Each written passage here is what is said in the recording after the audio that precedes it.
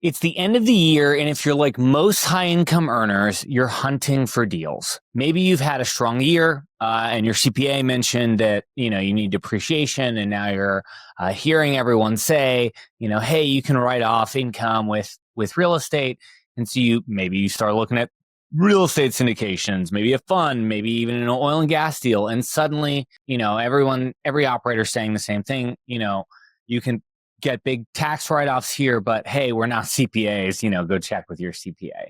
And so, I just want to cover here, before you wire that money, here's the truth, which is not all write-offs hit your taxes the same way that you think they do. And in this episode, I'm going to show you how the IRS actually looks at your income and the three buckets it puts it in, and how to match the right type of deal to the goal that you actually have, whether that's cash flow, appreciation, or tax reduction. Hey guys, my name is Pascal Wagner. And for those of you who don't know me, I'm the host of the Passive Income Playbook on the Best Ever CRE Network. And before I got into private investing, I worked at a venture capital firm called Techstars, where I deployed over $150 million into early stage companies. But my real claim to fame, and I guess what really got me into this world, is that after my dad passed away, I helped my mom manage the capital from his estate. And that experience forced me to learn how to invest intelligently and not just chase returns. And so since then, that was in 2021, I've invested over $3.3 million across 23 different private deals.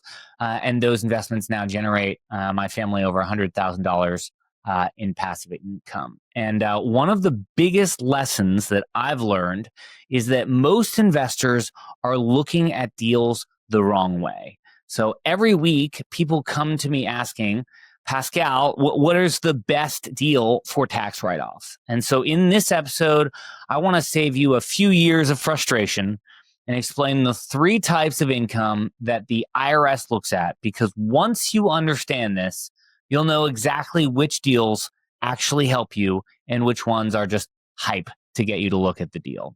So I'm going to start out with a little bit of a story. Here's how I got familiar with this topic. So early on, I was doing what most investors do, is I was earning income, I was buying and selling some stocks, and I was dabbling in real estate. But I didn't really understand how all of it fit together from a tax standpoint.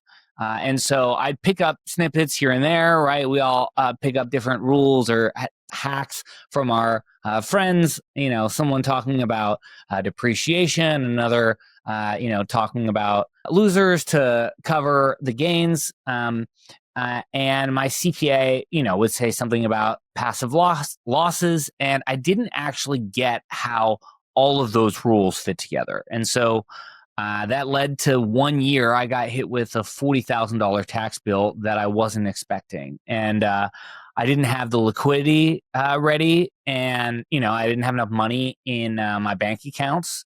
And that's when it hit me that I was making money but not managing it and planning for it through the tax code. And so I realized I didn't just need these investments that are tools to help me reduce my taxable income, but I also needed to understand how they worked. And I see the same issue with a lot of my clients, high earners, business owners, smart people who have no idea why the write-offs they were promised don't actually show up on their tax return. And so that's exactly what we're going to get into this episode.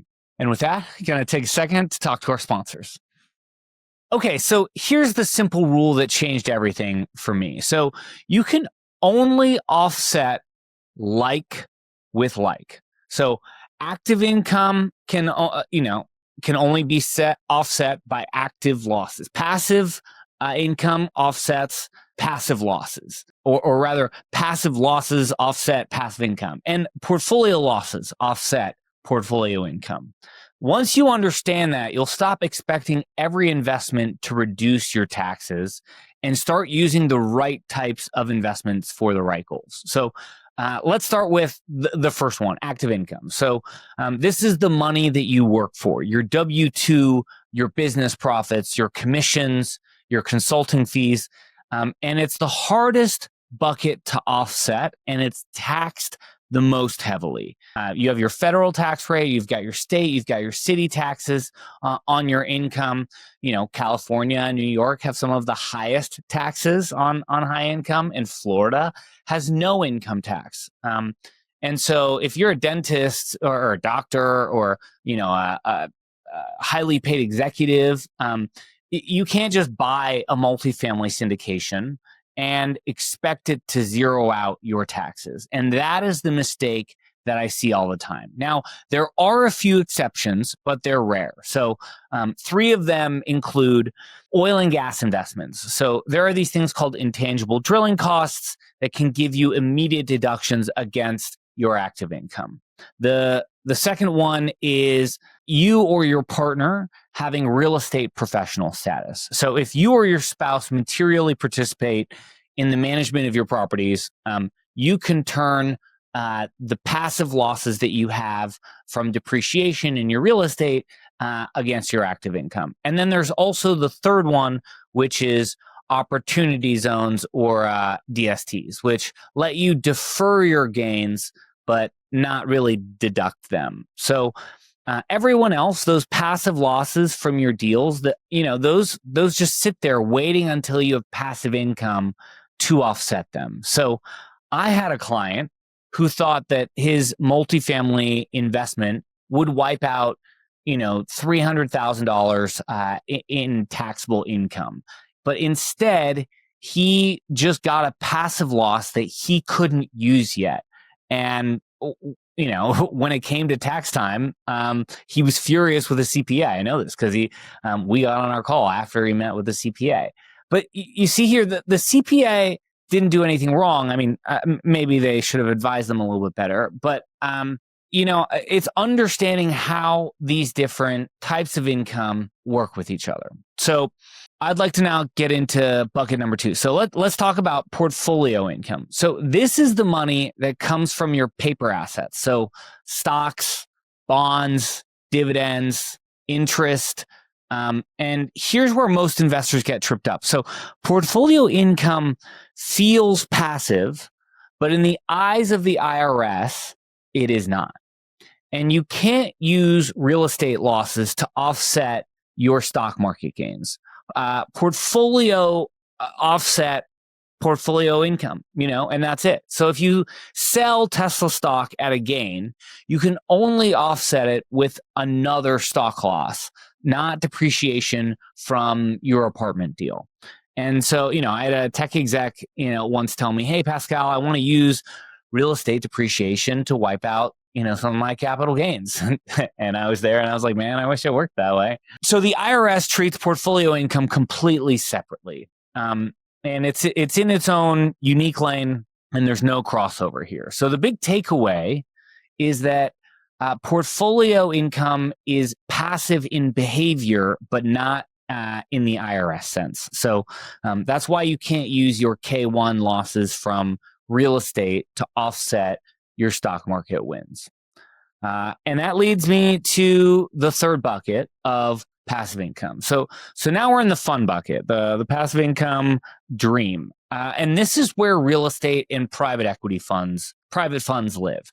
And here's the beauty of this category, which is that passive losses can offset passive income. So if you're stacking the right kind of deals, where you have these multifamily properties, or if you're into self-storage or mobile home parks or office, like pick your favorite asset class, and you are earning income from those properties, you can use the depreciation from all of those real estate, any of your other real estate deals to offset that income. So you can actually make money from one and use the losses from the other to wipe out the taxes.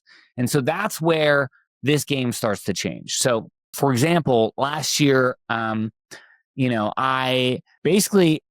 had all of my real estate I started buying in 22 and 23. And so that gave me a lot of upfront depreciation.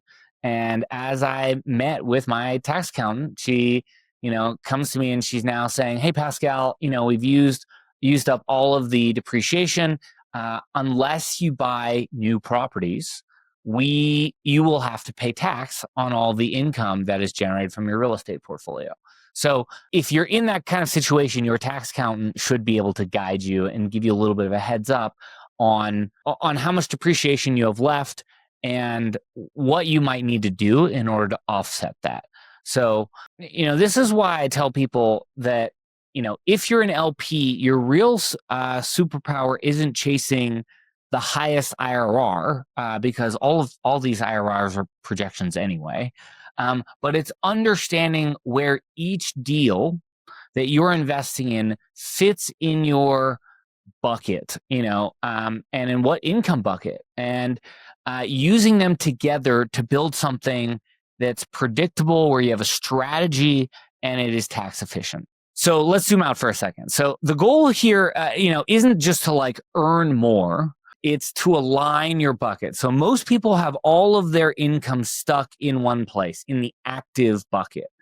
And they get hammered in taxes because they have no way to control it. And wealthy investors build systems that shift more income into the passive bucket, where depreciation can shield it. And that's the real game. You're not just working for income anymore. You're using strategy to make sure you can keep as much of that income that you earn as you can. And once you start seeing your investments this way, every deal that you look at should suddenly make a lot more sense. So stop asking, what is the return? And start asking, like, what problem is this deal solving in my tax plan?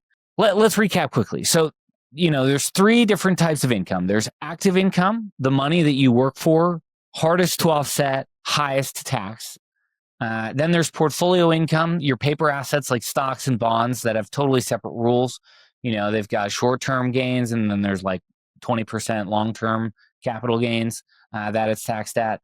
And then passive income, which is, real estate and passive deals. And this is where the depreciation lives and where you can actually manage your tax exposure. And the key here is that you're not just buying a deal because someone said it had great write-offs. It's figuring out what type of deal is it, how does it what type of income can it actually offset, and how much is that actually going to affect your net return after taxes. All that being said, if you're looking for deals that might fit your tax bill, I send out the passive investing starter kit, which breaks down investments with each kind of income type. And, you can see everything from lending funds, mobile home parks, self-storage, office, industrial, and it's all the different deal flow that I find when I am as part of being an LP investor myself. So there's over 800 deals in there. We give you the top 3 every Friday. So if you're looking for more deal flow and private deals to help you round out your investing by the end of the year, I recommend going to passiveinvestingstarterkit.com, because the best investors don't just chase returns. They understand what problem their capital is solving for them. So remember, it's about alignment. And once you understand that, you will start playing the game that the wealthy do. Thank you so much for joining us. And, see you on the next episode.